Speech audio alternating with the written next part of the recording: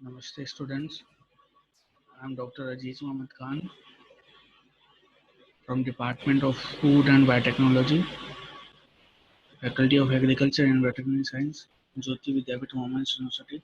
Today I am going to discuss about the topic active and passive immunization. The topic belongs to the immunology part. So first we want to discuss about what is the active immunity and what is the passive immunity. There are two types of immunity. The first one is active immunity and the second one is passive immunity. Active immunity can be naturally acquired or it may be artificially inserted. Similarly, the passive immunity may be naturally or may be artificially. तो पहले हम बात करते हैं active immunity की।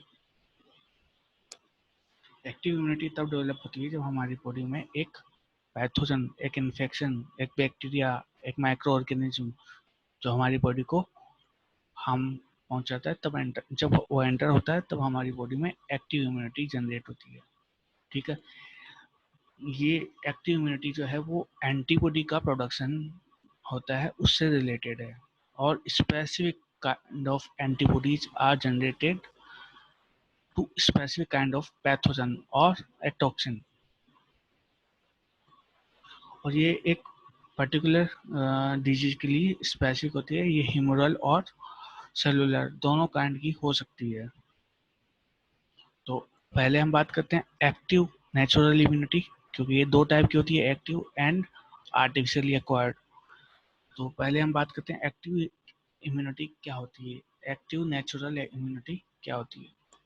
तो naturally acquired active immunity वो होती है जब एक real kind of pathogen enter करता है हमारी बॉडी में। When a real pathogen, real micro organism, real toxin, real infectious agent enters into the human body, then the immunity generated by the immune system is known as the natural acquired immunity. इस मतलब इसके लिए हमारी immune system जो है वो खुद antibodies produce करता है, तो इसको हम बोलते हैं एक्टिव इम्यूनिटी। और इसमें एक नेचुरल पैथोजन एंटर करता है। ठीक है, रियल पैथोजन एंटर करता है।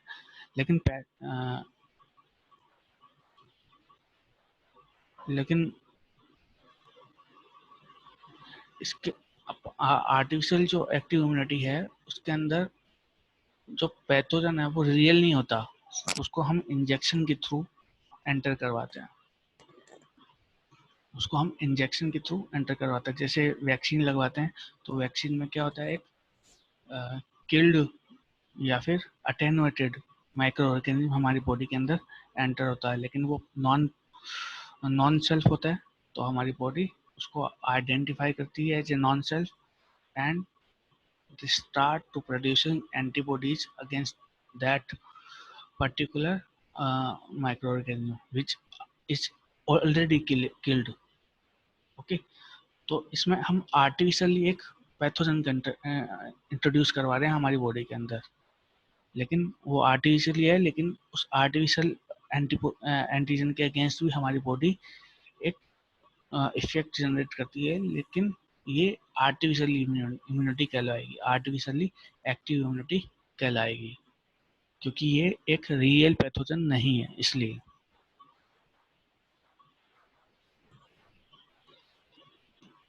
तो ये जो आर्टिफिशियली इंट्रोड्यूस करवाते हैं हम किसी एंटीजन को, तो या तो इनएक्टिवेटेड बैक्टीरियल टॉक्सिन हो सकता है, ठीक है, किल्ड बैक्टीरिया वायरस हो सकता है, या फिर अटेनुएटेड मीन्स जो हार्मफुल कंडीशन में ना हो, जिसको हार्मफुल जो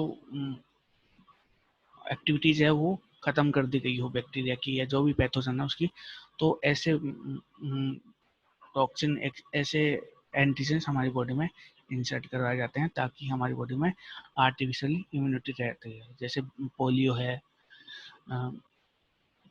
और हेपेटाइटिस है, ये सारे आर्टिफिशियल इम्यूनिटी प्रोवाइड करते हैं हमारी बॉडी में। एक्टिव इम्यूनिटी है जो 3 टाइप से जनरेट हो सकती है, या तो क्लिनिकल मैनिफेस्टेशन से, जैसे चिकन पॉक्स का और मीजल्स रूबेला इनके, या फिर सब क्लिनिकल इंजेक्शन से, जैसे पोलियो डिप्थीरिया, ये सब कुछ हम हमारी बॉडी में एंटर हो जाते हैं तो। और या फिर कोई इम्यूनाइजेशन होता है जिसको हम आर्टिफिशियल इम्यूनिटी भी कहते हैं, जिसमें लाइव अटेनुएटेड या फिर किल्ड, ठीक है, इस टाइप के एंटीजन हमारी बॉडी में इंसर्ट करवाए जाते हैं। तो इस 3 तरीके से हमारी बॉडी में एक्टिव इम्यूनिटी जनरेट होती है। अब हम बात करते हैं पैसिव इम्यूनिटी की। तो पैसिव इम्यूनिटी भी 2 टाइप की होती है, naturally acquired and artificially acquired. तो पैसिव इम्यूनिटी कब आती है? जब हमारी बॉडी में के अंदर antibodies are transferred from another sources. Antibodies are transferred from another sources, ठीक है। और इसके अंदर जो बॉडी है वो खुद एंटीबॉडीज का प्रोडक्शन नहीं करती है, ठीक है। जैसे एक्टिव इम्यूनिटी में क्या कर रही थी, हमारी बॉडी खुद किसी एक पैथोजन के लिए एंटीबॉडीज प्रोड्यूस कर रही थी। यहाँ पे एंटीबॉडीज का प्रोडक्शन नहीं होता है, यहाँ पे सीधे एंटीबॉडी ही डाले जा रहे हैं। और पैसिव इम्यूनिटी जो है वो कैसे डाल सकते हैं, वो कैसे जनरेट हो सकती है कि या तो हम सीरम डाल देते हैं, ठीक है, किसी रिकवर्ड हुए पेशेंट का, या तो सीरम हम डाल सकते हैं। या फिर जब बर्थ होती है किसी बच्चे की, तो उसमें बर्थ के टाइम मदर से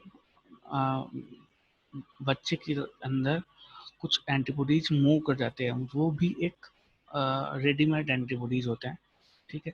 तो इस तरीके से पैसिव इम्यूनिटी जनरेट होती है। पैसिव इम्यूनिटी का डायरेक्ट मतलब इस तरीके से हम कह सकते हैं कि एक्टिव इम्यूनिटी में तो मेहनत करनी पड़ रही है, और पैसिव इम्यूनिटी में हमारी बॉडी के अंदर डायरेक्ट इम्यूनिटी आ रही है, डायरेक्ट बिना मेहनत किए, रेडीमेड, हम रेडीमेड कह सकते हैं, रेडीमेड एंटीबॉडीज आ रहे हैं, बिना बनाए एंटीबॉडीज हमारी बॉडी में इंसर्ट हो रहे हैं।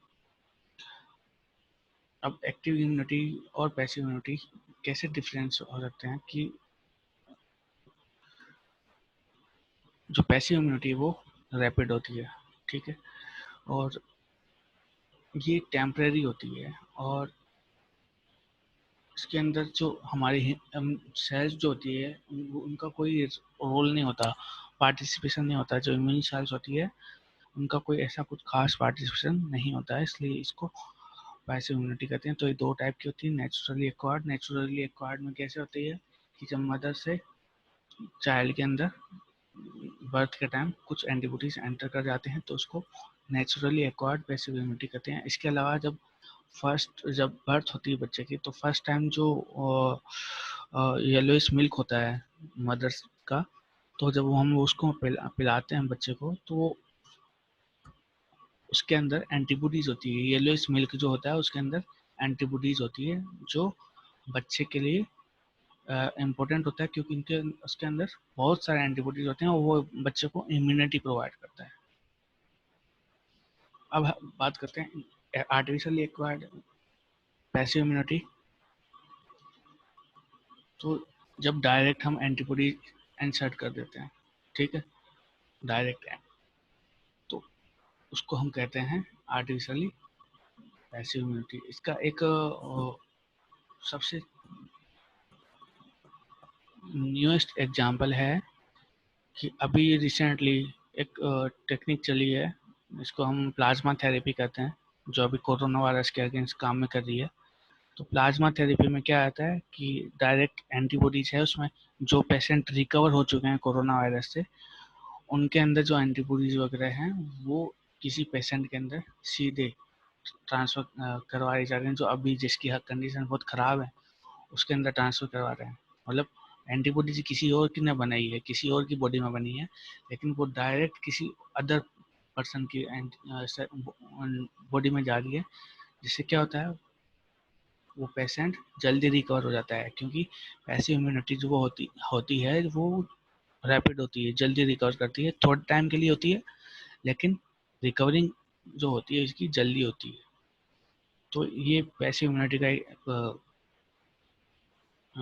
अच्छा यूज है, लेकिन ये एक ड्रॉबैक भी है, क्योंकि ये ज़्यादा लंबे टाइम तक काम नहीं कर पाती है, तो ये इसका ड्रॉबैक भी है।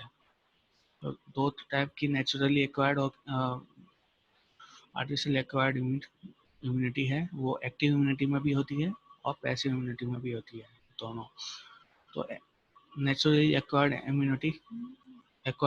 एक्टिव इम्यूनिटी में कैसे होती है कि जब कोई इन्फेक्शन आता है। पैसिव इम्यूनिटी कैसे होती है, जब एंटीबॉडी मदर से बच्चे के अंदर ट्रांसफर हो रही है प्लेसेंटा के थ्रू, तो वो एक नेचुरली एक्वायर्ड है, लेकिन है पैसिव। उसी तरीके से आर्टिफिशियली हम कैसे दे सकते हैं, जब कोई एक्टिव इम्यूनिटी के अंदर जब कोई वैक्सीन, जब कोई अटेनुएटेड बैक्टीरिया वायरस हम सीधा बॉडी के अंदर एंटर करते हैं, तो वो एक्टिव है लेकिन है आर्टिफिशियल। उसी तरीके से जब हम डायरेक्ट इम्यून सिस्टम में के अंदर एंटीबॉडीज इंसर्ट करवा देते हैं, तो उसको हम कहते हैं आर्टिफिशियली पैसिव इम्यूनिटी। तो हम बात करते हैं दोनों के अंदर क्या क्या हो सकता है, क्या क्या चेंजेस हो सकते हैं, क्या डिफरेंस है एक्टिव इम्यूनिटी और पैसिव इम्यूनिटी। तो पहले बात तो यह है कि एक्टिव इम्यूनिटी जो होती है वो पैसिव इम्यूनिटी से ज़्यादा सुपीरियर होती है, क्योंकि ये लॉन्ग लास्टिंग होती है और रिएक्शन नहीं होती है, जबकि पैसिव इम्यूनिटी में हो सकता है कुछ रिएक्शंस हो जाए। ठीक है, क्योंकि हो सकता है कि अगर किसी ह्यूमन की सीरम डाला है तो उसके अंदर और कोई बीमारी हो, तो वो भी आ सकती है। तो इसकी एफिशिएंसी एक्टिव इम्यूनिटी की बहुत ज़्यादा होती है और इम्यूनाइजेशन जो एक्सपेंस है वो कम होता है।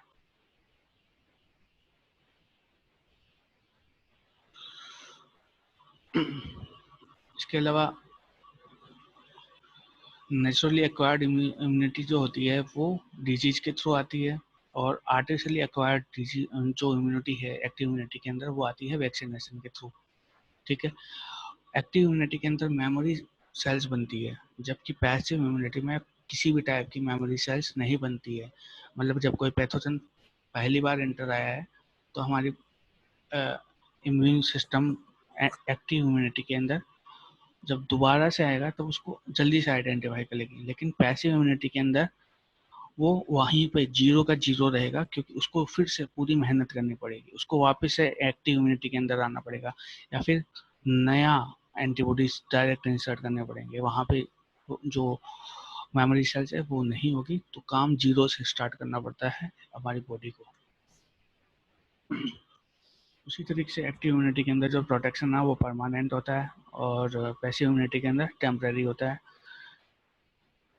एक्टिव इम्यूनिटी जो होती है वो काफ़ी टाइम लेती है, जबकि पैसिव इम्यूनिटी थोड़ा कम टाइम लेती है और इमीडिएट एक्शन देती है, क्योंकि उसके अंदर रेडीमेड एंटीबॉडीज इंसर्ट हो रहे हैं, तो रेडीमेड एंटीबॉडीज डायरेक्ट जाके बैक्टीरिया को किलिंग कर देंगे। और एक्टिव इम्यूनिटी के अंदर सेकेंडरी रेस्पॉन्स जनरेट होता है, जबकि पैसिव इम्यूनिटी में किसी भी टाइप का सेकेंडरी रेस्पॉन्स जनरेट नहीं होता है। तो आज हमारा ये टॉपिक यहीं कंप्लीट होता है। नेक्स्ट टॉपिक हम पढ़ेंगे क्लोनल सिलेक्शन थ्योरी।